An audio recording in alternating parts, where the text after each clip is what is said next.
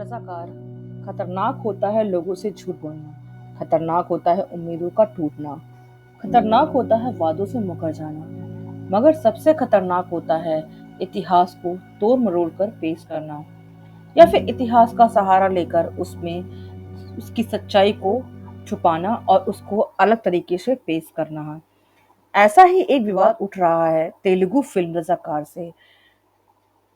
Film release होते ही हंगामा much गया है। रिलीज की शुरुआत में कहा जाता है कि 15 अगस्त 1947 को हिंदुस्तान को अंग्रेजों से आज़ादी तो मिल गई, लेकिन हैदराबाद आज़ाद नहीं हो पाया।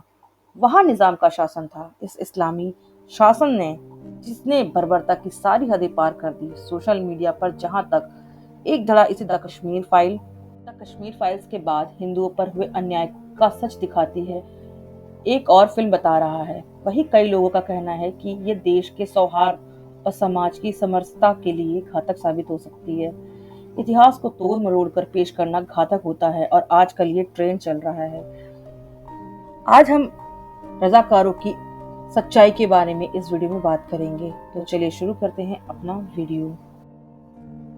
यथा सत्यनारायण की डायरेक्शन बनी रजाकार फिल्म हिंदी में रिलीज हो चुकी है। उसमें उस वक्त के हैदराबाद की कहानी है जो भारत में विलय नहीं हुआ था। आखिरी निजाम उसे तुर्किस्तान बनाना चाहते थे। उस काम में उनकी मदद कर रहे थे रजाकार। ये वो बर्बर पैरामिलिट्री थी जिसके आगे तालिबानी हिंसा भी कम पड़ जाए। कौन थे ये रजाकार, क्या संबंध था हैदराबाद से और कैसे वो गायब हो गए? आज हम इसी के बारे में बात करेंगे अपने वीडियो में, और कैसे इसका डायरेक्ट कनेक्शन है AIMIM के लीडर असदुद्दीन ओवैसी के साथ। तो चलिए शुरू करते हैं अपना वीडियो। हैदराबाद एक ऐसा रजवाड़ा था जिसका निजाम एक मुसलमान था, परंतु राज्य में बहुमत हिंदुओं का था। निजाम हिंदुओं से नफरत करते थे। मैं पासवाने दीन हूँ, कुफ्र का जल्लाद हूँ, अर्थात मैं इस्लाम का रक्षक हूँ और हिंदुओं का भक्षक हूँ। निजाम के अंतर्गत हैदराबाद में 13% ही मुसलमान थे, परंतु उच्च पदों पर 88% मुसलमान थे। इसी तरह 77% हाकिम मुसलमान थे। हैदराबाद की आमदनी का 97% टैक्स हिंदुओं को उससे वसूला जाता था। इसके बावजूद निजाम हिंदू विरोधी था। उसके हरम में 360 स्त्रियां थी, उनमें से अधिकतम काफिर अर्थात गैर मुस्लिम थी। निजाम को खुश करने के लिए उसके अधीनस्थ अफगानिस्तान से चुरा कर लाई गई 10-12 साल की गैर मुस्लिम लड़कियों भी खरीद कर लाते थे। मुसलमान निजाम पाकिस्तान से मिलना चाहता था, परंतु हैदराबाद पाकिस्तान से बहुत दूर था और चारों तरफ से भारत से घिरे द्वीप की भांति था।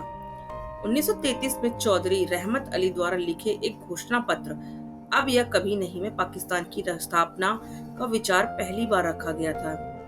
इसके बाद मोहम्मद अली जिन्ना और मुस्लिम लीग ने 1940 में पाकिस्तान की औपचारिक मांग की थी। चौधरी रहमत अली के विचारों से उस्मानिस्तान प्रांत का भी उल्लेख है, जो कि डेक्कन में पाकिस्तान के एक अंत क्षेत्र के तौर पर प्रस्तावित किया गया है। रहमत अली ने उस्मानिस्तान नाम हैदराबाद के आखिरी निजाम उस्मान अली खान के सम्मान में दिया था। 1948 में कासिम रिजवी मजलिस इत्तेहादुल मुस्लिमीन के अध्यक्ष थे। मजलिस इत्तेहाद उल मुस्लिमीन आज के MIM का पूर्वोत्तरी संगठन था। यह संगठन चाहता था कि हैदराबाद का विलय पाकिस्तान में हो। हिंदू बहुल हैदराबाद के नागरिक भारत में रहने के इच्छुक थे। निजाम की निजी फौज के तौर पर मजलिस इत्तेहादुल मुस्लिमीन के सशस्त्र दस्ते के रूप में रजाकारों की फौज खड़ी की गई। ये हैदराबाद में घूम घूम कर आतंक मचाने लगी और जजिया इकट्ठा करने लगी। हिंदू महासभा और आर्य समाज में ने इसका विरोध किया और भारत में सम्मिलित होने के लिए आंदोलन चलाया। डॉक्टर बुरगुला रामकृष्णन राव इस आंदोलन के प्रखर नेता थे। रजाकारों की फौज गांव-गांव में जाकर लूटपाट कर रही थी, निर्दोषों की हत्या कर रही थी, स्त्रियों की इज्जत लूट रही थी। 22 मई 1948 को हैदराबाद के गंगापुर स्टेशन पर एक रेलगाड़ी में सवार हिंदू यात्रियों पर हमला किया गया। भैरवपल्ली का नरसंहार। 15 अगस्त 1948 को देश ने स्वतंत्रता की पहली वर्षगांठ मनाई। 27 अगस्त 1948 को रजाकारों की फौज ने राज्य की पुलिस से मिलकर भैरनपल्ली गांव पर आक्रमण कर दिया। जून 1948 से ही रजाकार बार बार भैरनपल्ली पर आक्रमण कर रहे थे। ग्रामीण स्थानीय स्तर पर संगठित होकर कुल्हाड़ी, लाठी, फरसा, गुलेल इत्यादि पारंपरिक हथियारों मात्र से उन्हें भगा रहे थे। ग्राम रक्षक टोलियां हर रात पहरा देती थीं। चरवाहे दूर दूर तक जाकर रजाकारों के आने की सूचना देते थे। ग्रामीणों ने बहुत से गुलेली पत्थर इकट्ठे कर लिए थे। जिसको जो मिला उसी से ग्रामीणों ने रजाकारों का जमकर मुकाबला किया। इन ग्रामीण तरीकों से ही वे रजाकार के 3 हमले विफल करने में सफल रहे थे। परंतु चौथी बार रजाकारों की संख्या बहुत बड़ी थी। ग्रामीण मुकाबला नहीं कर पाए।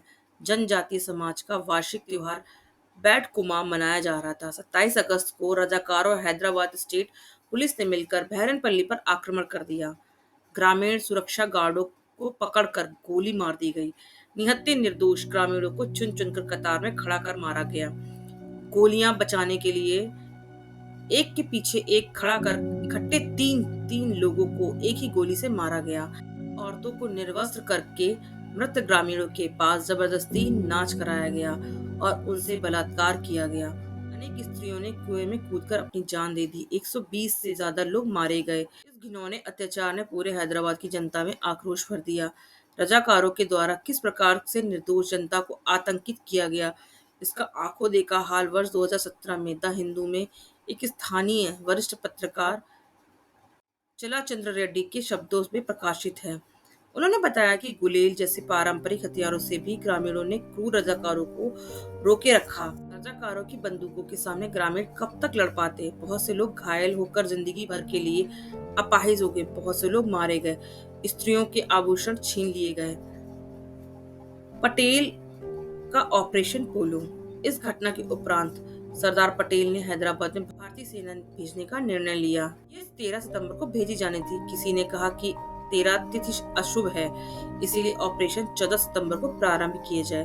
सरदार पटेल ने कहा इसे 12 तारीख कर दिया जाए। तत्कालीन हैदराबाद स्टेट के केंद्रीय सलाहकार के.एम. मुंशी ने अपनी पुस्तक में लिखा है कि सेना की नामबंदी की तिथि 9 सितंबर निश्चित की गई थी, लेकिन 3 दिन इन्हें हैदराबाद में अपने गंतव्य स्थान तक पहुंचने में लगने थे।